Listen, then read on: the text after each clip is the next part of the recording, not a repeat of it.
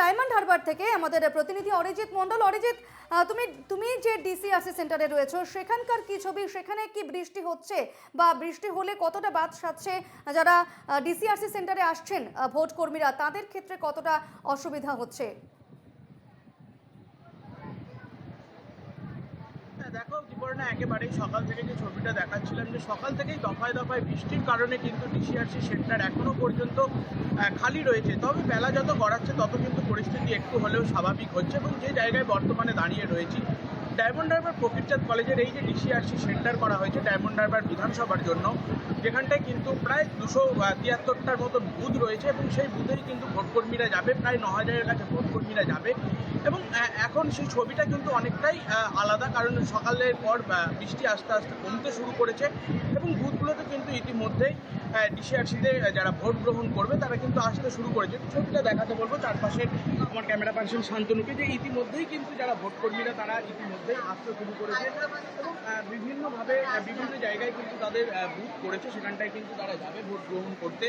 এবং তারপরেই কিন্তু যে সমস্ত গুরুত্বপূর্ণ জিনিস রয়েছে ভোট গ্রহণের জন্য, ইভিএম মেশিন থেকে শুরু করে সমস্ত কিছু সেই সবগুলো নেবে। একটু কথা বলার চেষ্টা করবো কাছাকাছি। সকাল থেকে কী পরিস্থিতি? সকাল থেকে তো এখনো পর্যন্ত দেখতে পাচ্ছি সেরকম ভিড় এখনো হয়নি। সকাল থেকে মুষলধারে বৃষ্টি হচ্ছে, প্রাকৃতিক দুর্যোগের জন্য ভোট কর্মীরাও যেমন লেট করছে, এদিকে কাজের যে তৎপরতার মধ্যে চলছিল সেটাও একটু ঢিলেমি হয়েছে। কিন্তু যখন বৃষ্টি থেমে যাচ্ছে তখন এদিকে ভোট কর্মীরা আসা শুরু করেছে এবং অফিসিয়ালি যে কাজকর্ম সেগুলো চালু হয়েছে। আশা করি আর কিছুক্ষণের মধ্যে স্বাভাবিক হয়ে যাবে এবং সুষ্ঠুভাবে যে ভোট কর্মীরা তাদের কেন্দ্রে চলে যাবে। দেখো দীপর্ণা, কথা বলছিলাম পৌরসভার স্টাফের সাথে, তিনিও কিন্তু এখানকার দায়িত্বে রয়েছেন, সকাল থেকেই গুরুত্বপূর্ণ দায়িত্ব তিনি সামলাচ্ছেন। পাশাপাশি তোমাকে যে ছবিটা দেখাচ্ছিলাম, যে বেলা যত বাড়ছে বৃষ্টি কমতে থাকার ফলেই কিন্তু যারা ভোট কেন্দ্রে যাবে, যে সমস্ত শিক্ষকেরা এসে পৌঁছেছে তারা কিন্তু গুরুত্বপূর্ণ ভোটের যে সমস্ত জিনিস ইভিএম ভিভিপ্যাট থেকে শুরু করে যে সমস্ত জিনিস থাকে সেগুলো সংগ্রহ করবে, তারপরেই কিন্তু তারা ভোট কেন্দ্রে যাবে। এবং সকাল থেকে যে জিনিসটা তোমাকে বারে বারে বলছিলাম, যে প্রশাসনের কাছে কিন্তু আজকের দিনটা খুব গুরুত্বপূর্ণ এবং একটা বড় চ্যালেঞ্জ, কারণ যে সমস্ত ভোটকর্মীরা আসবে তারা সঠিকভাবে ভোটের জিনিসপত্র নিয়ে ভোট কেন্দ্রে পৌঁছানো পর্যন্ত পুরোপুরি দায়িত্ব থাকে প্রশাসনের।